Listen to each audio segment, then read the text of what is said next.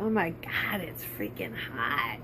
I can't handle this heat much longer. I'm dripping sweat. It's ridiculous. So anyway, this video is called Dysfunctional Besties. It's pretty much, this is one of my personal diary videos.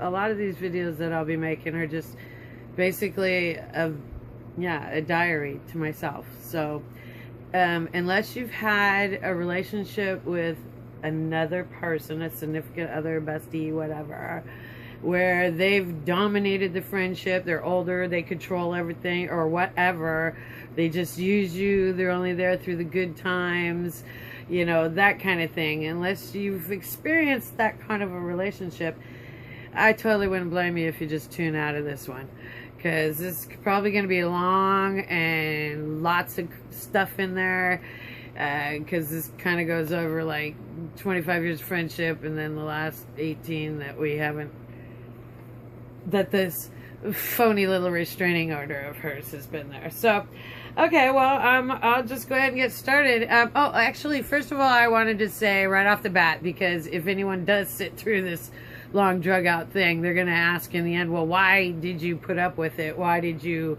stick around for all those years? Why did you let this happen? Whatever. Well, because there was a lot of good times. There was a lot of really good times. Yeah, that I'll put into my books. This is basically just a little bitch fest about, you know, what was done to me and how it's led up to what is happening now and whatnot. But yeah, there was a lot of really good times too. I mean, some of actually the best, happiest moments in my life I spent with this person. So yeah. All right. Well, I made some footnotes here so I could, you know, remember some of the most important things, but I accidentally spilled my bong on it. That really sucks. So I don't know if I'll be able to read all that, but I will do my best. Also, I'm just kind of working on my my little coat thingy here. This is the back. This is the middle. This is stuff that I'm going to be selling on my webpage and Etsy and whatnot too. These are called Mandela duster jackets, and they're really cool. Let's see, before I get started on my little bitch fest, I'm gonna show one I have that's almost completely done. Yeah, and it goes on like this, and then they have like these cool sleeves and stuff. So I'm making dozens of these to sell because I really enjoy working on them. They're fun, and I use a lot of my recycled yarn. In fact, that's what this is. That's why there's this big pile of yarn here. This used to be something else, and I took it apart to do this. All right, well, back to my little thing. I grew up in Federal Way. Back in, let's see, I was about 6 years old when we moved to Laurelwood South. That was in 1969. You know, back then, it was an innocent time. The world was really good. I mean, Vietnam was going on at the time, but I was just a little kid, so I didn't know. So my world was all, you know, happy and good. And basically, the only thing I knew about Vietnam was that my babysitters watched MASH, and they all had beaded curtain doorways, and they would laugh at this show called MASH, and I would think, well, what's so funny? And later on in my teens and 20s, when I watched reruns, I was like, oh, now I get it. Okay, so I keep digressing. I'm really bad about that, I know.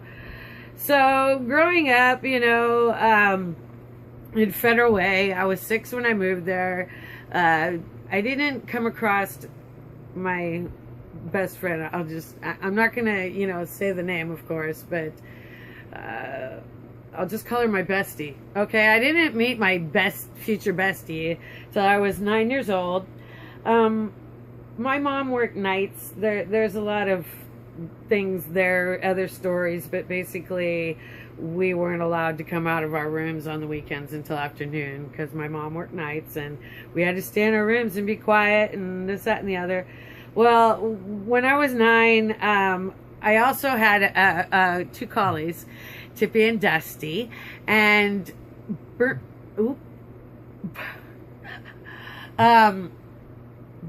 my bestie, the first time I ever saw her, she rode her horse past my house.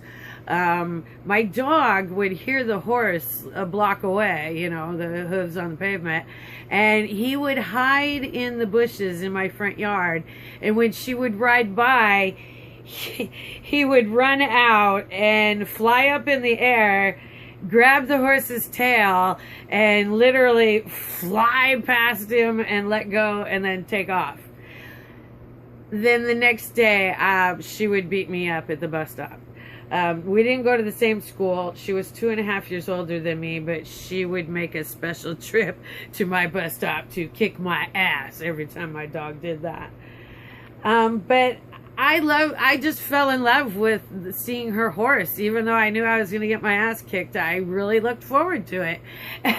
And so I started bugging my mom. I wanted a horse, and I wouldn't leave her alone. So she told me if I earned half the money, she would pay the other half. I earned $100. She matched it, and Sonny was my first horse.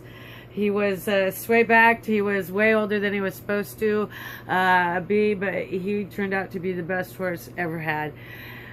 Many, many stories about that later. Okay, so once I got a horse, she stopped beating me up, and we became friends. So at first my mom tried to keep me away. I asked her the other day, I'm like, you know, the one thing I wish in my life is that you'd never let that person anywhere near me. And she's like, well, I tried to keep you guys apart because of the age difference, but it just didn't work. So she ended up, you know, giving in the end. Because this person convinced her that her parents were just so overbearing and didn't let her do anything. And my mom started feeling sorry for her, so she'd sneak out at night, almost every dang night it seemed like. She'd sneak out her window, and I'd either meet her in the woods, or she'd be knocking on my bedroom door. My bedroom window, and my mom figured it out. And then after time, she started letting her come in, and you know, it's 2, 3 o'clock in the morning, and then I'd have to go to sleep and get up for school. And if I didn't want to go to school, I'd turn and fight with my mom. I'd get my ass kicked and get kicked out of the house. Oh, more stories. So many stories. Anyway, so my friend, she lived in a big house with, you know, they had a large family, and they would get things in books. So she would come down with pillowcases full of toilet paper rolls or dozens of eggs, and we go out TPing or egging, or one of her favorite things was to go steal all our other friends' horses. She'd show up with bridle, and we'd just go and ride our other friends' horses in the middle of the night by moonlight. You know, actually that was a hell of a lot of fun. So you know, there was that, but she got control of me like right off the bat, because she was older, and like I said, I loved the horses, and I just followed her around like a little shadow, like a little puppy dog every time I could, even though her family didn't let her hang around with me because her family was Catholics, so she came from the good side of the tracks. Back in the late 60s and the early 70s, it was really hard for women, and literally my mom was considered a divorcee, and I shit you not, there were kids in the neighborhood that were not allowed to play with me because my mom was a divorcee. You know, I was shunned in a lot of ways. And Bernie, my bestie's parents, they were the same. They didn't let her hang out with me. So, of course, every time we get in trouble, you know, I was the bad kid. I was always the one who would pay the price, you know, and she'd get off scot-free because she came from the good family. My friends, growing up, my friends all hated her. They did. But because she got control of me. I mean, she could do no wrong in my eyes. I would have died for her. I told her many times I would give my life for her in a heartbeat. I wouldn't even think twice. So if any of my friends would talk shit about her, well, they got their ass kicked, or they weren't my friends anymore. You know, that's just the way it was. You know, when we'd go riding when we were kids. This is funny because, you know, she being so innocent and, you know, Miss Perfect little girl from the Catholic family.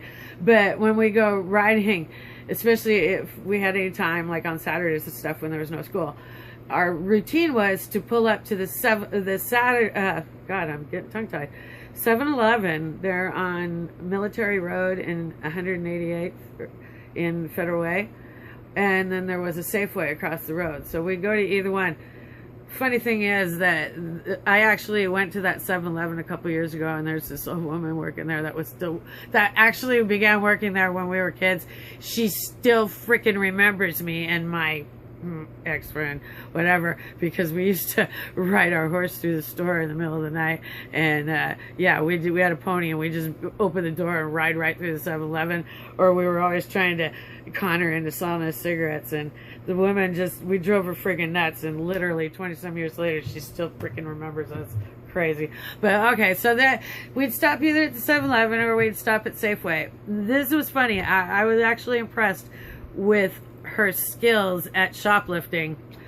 She couldn't have weighed 90 pounds soaking wet, just this toothpick, you know, and she'd go into the store weighing about 90 pounds and she'd come back out weighing about 150. I don't know how she got away with it. You know, I never had the guts to do that. I was never brave enough. I just held the horses and she went in and did it. And she'd come out with just like big ass bags of peanut M&Ms, those were her favorite, and Oberto beef jerky and whatever else she could get, but just like, yeah, pockets full. And then we'd go riding and eat all the food. Every day after school, the short period of time we did go to the same school, she'd go into the 7-Eleven there on by Sacagawea and shoplift every day. Don't know how she got away with it. Never got caught. She was a really good thief. I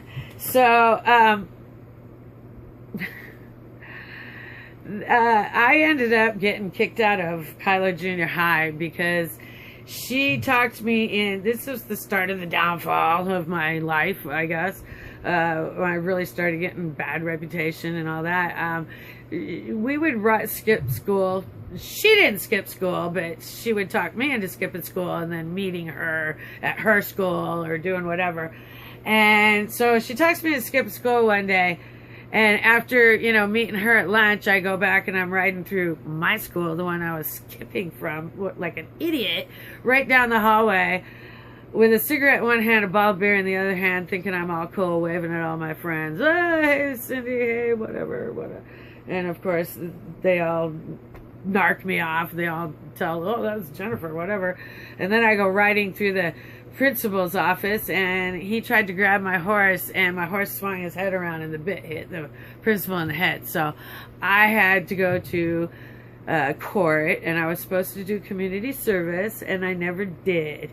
So I was supposed to do the community service, but my friend actually talked me out of doing it, because every time she got to escape from her parents or sneak out or whatever, I had to be available to hang out with her. And so I just didn't do my community service. And one day, you know, my mom and I got in a fight, and my mom beat the crap out of me, kicked me out. I'm like 14 at the time. And so I go, by this time we had moved to Maple Valley because, oh yeah, I skipped some of the stories. I got kicked out of Kylo Junior High. Let me back up a little. I got kicked out of Kylo after the horse thing. I get sent to disciplinary transfer to Sacagawea, and the thing was, I was told if I did one thing wrong, I would get kicked out. So I was keeping my nose clean. I got to go to the same school as my bestie, and I was so happy. I was keeping my nose clean. I was getting my grades and everything. And I'm in the bathroom one day, and every break in between class and lunch, whatever, of course, the bathrooms are full of girls smoking. And It doesn't matter. I slipped, but there's no last names, no nothing. So anyway, my bestie, she always would give me her cigarettes in the morning because she didn't want to get caught with them. And, you know, I'm the bad girl from the bad side of the track, so I carry the stuff. I carry the goods, man. So I had the cigarettes in my sock. I go in the bathroom, and I was literally the only girl in the bathroom actually going to the bathroom. All the other girls were smoking. And they come through and do a raid of the bathroom. They, you know, I come out of the stall at that exact same moment. They see me. I'm the bad student who's on disciplinary transfer from Kylo. So they grab me up by the arm. That was when they could actually assault you and physically grab you by the arm and drag you around. And so the principal is standing outside. The female teacher, whatever, drags me out. He grabs me by the arm. All the other chicks, they scatter. They didn't even grab anybody else, just me. So I'm being drugged down the hallway to the principal's office. Meanwhile, my bestie is behind me going, give me cigarettes, come on, hand them to me. Freaking principal's got me by the arm. He's dragging me down the goddamn hallway. What am I gonna do? Reach down and grab him out of my sock and freaking hand him to her right in front of him? So I get busted with the damn things. I get kicked out. So then I get kicked out of the entire Federal Way School District. So we end up moving to Maple Valley. I ended up a few months later getting, you know, the next year getting kicked out of that Kylo. Yeah, I was the first person ever to get kicked out of Tahoma. I mean, that's the next school I went to. Yeah, that's other more stories. So, anyway, you know, we grow up, same old thing, you know. She'd sneak out, come out, hang out. She would lie to her parents about who she was with. Then she meets this dude, moves in with him. Right off the bat, she, you know, of course introduces me to him, but she would sneak out every time she would sneak out and come to my house. She would lie to him about who she was with. And he worked for a well-known trucking company at the time. So if we were out in her truck driving around and we'd see one of the trucks from the company he worked for, she'd yell at me to hide on her floorboards of her truck so that nobody would see me. If I went to her house, I would have to park down the street and sneak in so that I wouldn't be seen. I'm literally skipping forward. That's why I'm saying this is a diary to me, so people are gonna go, oh my god, this is what the fuck. Okay, so I'm gonna back up. After I moved to Maple Valley and I was supposed to do the community service, I'm gonna take a bong hit, that might friggin' help. I was supposed to do the community service and she didn't want me to, blah blah blah. So I get in a fight with my mom.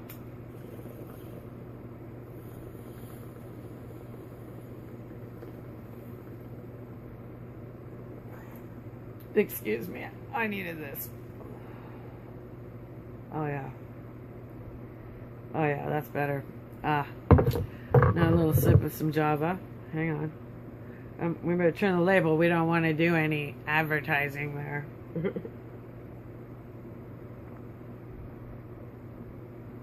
Pretend you don't know what it is. Alright. Much better. Okay.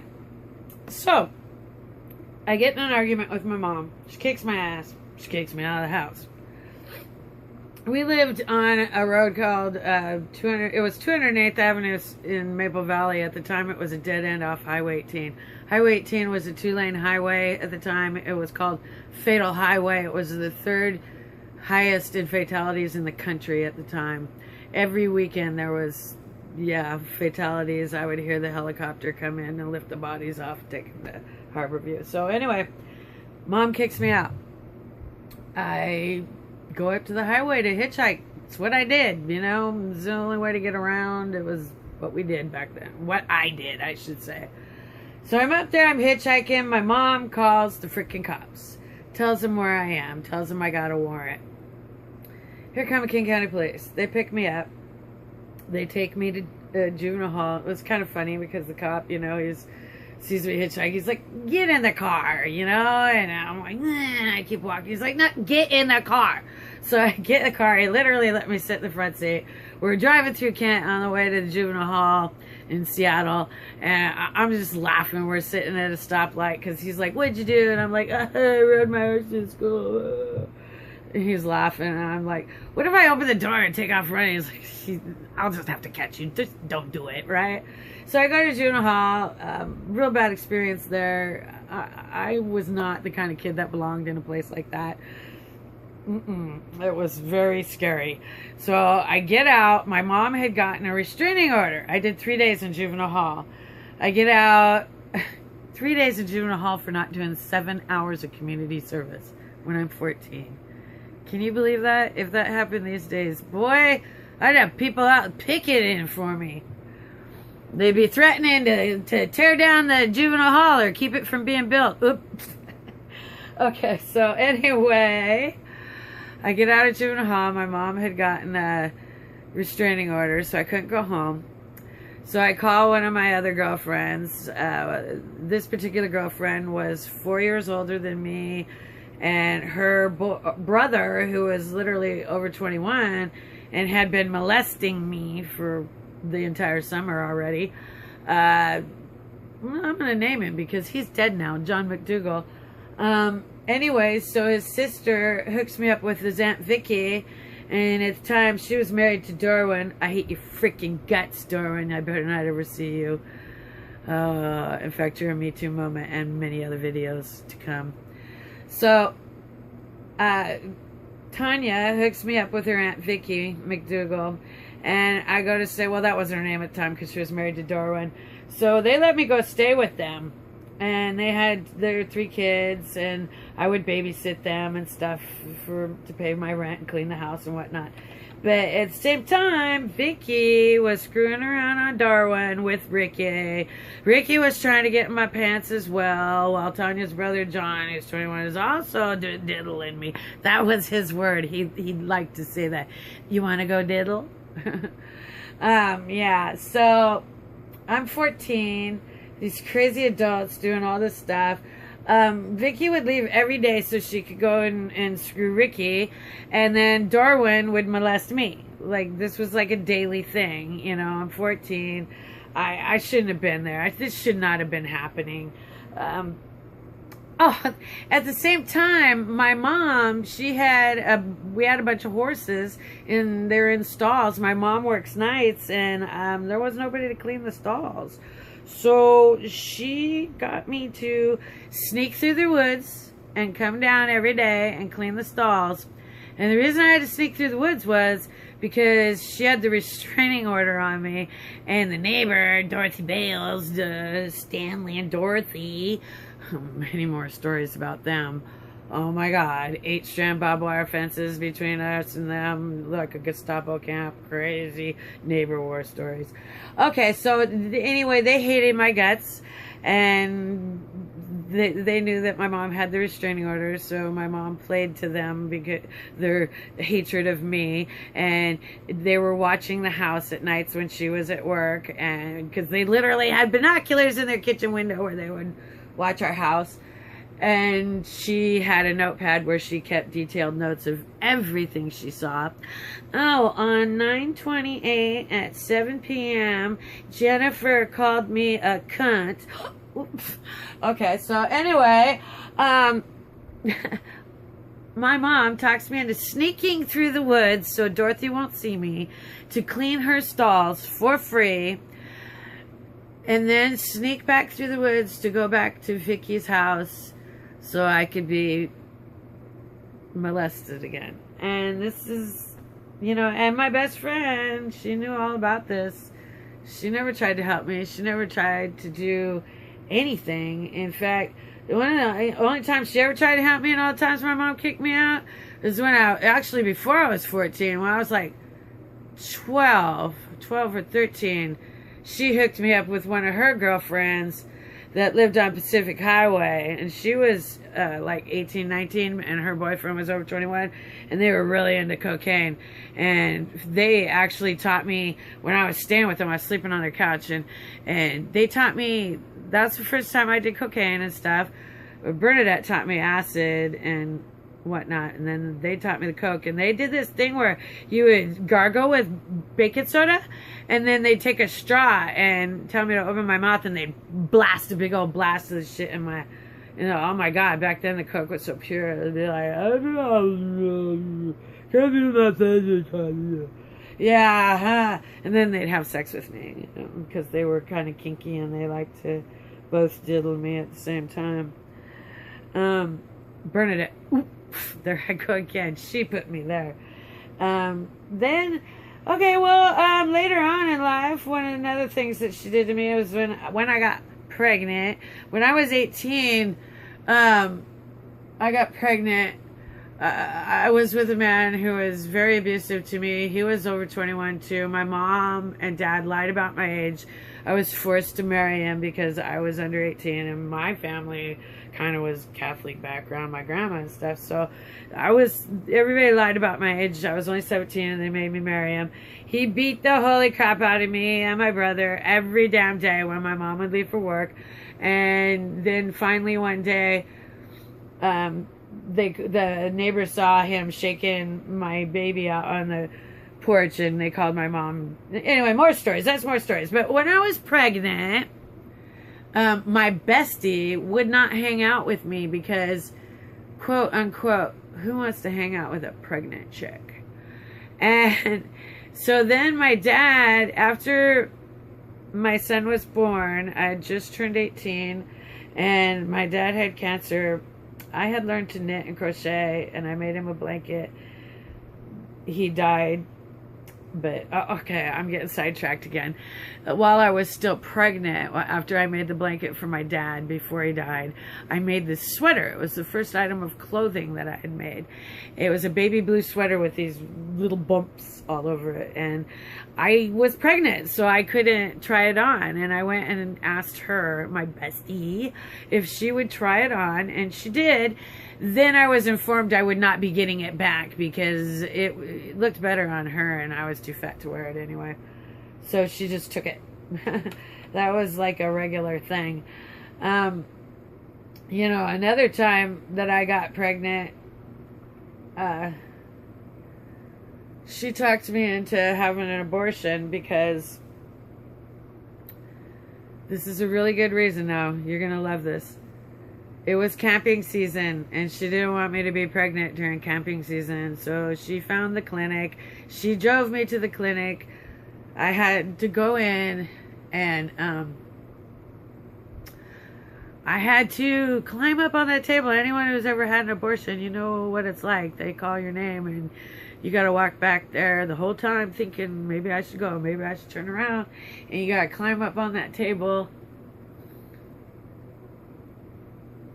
Afterwards, she just wanted to go get beer, go up to the arena.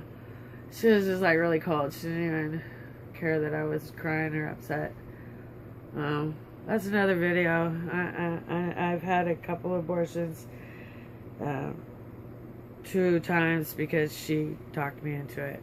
And I know the name of my children, Joshua, Jacob, and Mariah. I've had dreams about them. They've forgiven me, but it's another video.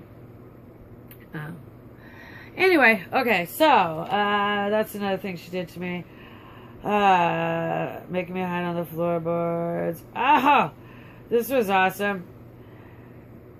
I don't know why I wrote this because it's later after I had my kids. She'd babysit my kids. She like literally abused both my kids. If she pulled this crap today, she'd be arrested in jail. And she literally admitted it to me after her daughters were born, that she apologized to me and said she was sorry, that she realized at that point that it was abuse. But my first son, when she babysat him one time, he had an accident in his diaper. You know, kids do that. It was icky, and she didn't want to touch it. She threw him in the horse trough. She had a big ass metal horse trough. It could be a freaking swimming pool for kids. and they could drown in it, literally. So she threw him in that and would not let him get out of the tub until he had scrubbed himself from head to toe. And then later, my other son, who was 6 years younger, I didn't find out about this one until later, but he'd had an accident and she took him out in the driveway. She lives in a city, you know, people, houses packed right next to each other by a major airport, you know, people everywhere. And she takes this boy out into the driveway and makes him strip naked and takes her hose on full blast and just starts blasting him, his body off. That's abuse. I don't care who you are. That's friggin' abuse. She's lucky I didn't find out about it at the time. Another thing that, oh God, I don't know why I wrote this in there, her jealousy of me. She was always so jealous. Even though she had control of me, she made me do anything. It was like, almost like she was kind of like a dude. You know, those kind of dudes that just have women all over and they lie and tell them whatever they want so they can get whatever they want. Players, as we call them. She was almost like a female version of that. She'd tell me just what I needed to hear to keep me hooked, keep me being that best friend, that little minion, following her around, doing everything for her, putting her on a pedestal, keeping her the center of fucking attention. But at the same time, the woman didn't have a goddamn brain in her head, or girl at the time, whatever. She never was able to hold a job. She had dyslexia. She couldn't add 2 plus 2. I, on the other hand, have an IQ of 157. My brain works like a calculator. And she would literally make me go shopping with her back then because she wanted me to add her groceries up in my head. I fucking hated going shopping with her. God. I should have paid. I should have been paid for my services. Are you kidding me? So anyway, yeah, she couldn't hold a job. She's stupid. She had absolutely no talent in the fucking world. No skills, no nothing. Ignorant, snotty, rude bitch. But she could suck a cock pretty good, apparently. And was a whore. And her only other talent was she was a really good rider. She had a natural ability to ride a horse. You could almost connect that with her other natural ability. Ah! Oh my God, did I fucking just say that? I think I did. Anyway, so what I'm getting at is she didn't have a goddamn skill in her, no talent whatsoever other than being able to ride a horse and suck a dick. And yet I've got this above almost genius IQ, mathematics, 4 years ahead in when I was in like 5th grade, I was in 2nd year college level reading comprehension, math and everything. And I dropped out of 8th grade and literally I just wanted to party for a few years, but later on I went back to school. I went back to Rentonville Tech, took computer science and accounting when I had a 6-month-old baby and 10 Arabian show horses in the barn that I was training. They were all different ages from newborn to 5 years old, going to futurities on the A circuit, and I'm training them. I'm showing. I'm raising a 6-month-old baby by myself because I didn't get no help from my family or anybody else. I'm making my old man's freaking lunches. I'm cleaning my mom's house and stalls, and I'm maintaining a 3.76 GPA. I'm pretty fucking proud of myself. I think I did pretty good. So anyway, my point is, it's like, wow, how did I end up where I am in the world and she ended up in where she is, and with all these people just believing that she's all that and